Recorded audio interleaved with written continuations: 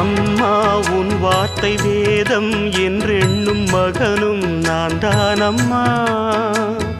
உலவும் என் கோயில் பேசும் என் தெய்வம் உலகில் நீதானம்மா.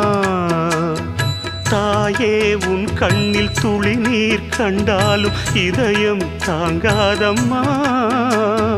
ஏதோ உன் நெஞ்சில் துயரம் என்றாலும் விழிகள் தூங்காதம்மா. வண்ணமுகம் வாடி நிற்க பார்த்ததில்லை நானும் என்னாலும். வாடை கொஞ்சம் கூந்தலை ஆடை கொண்டு மூடிட வருத்தம் என்ன இந்நேரம். சொல்லி சொல்லி வந்தது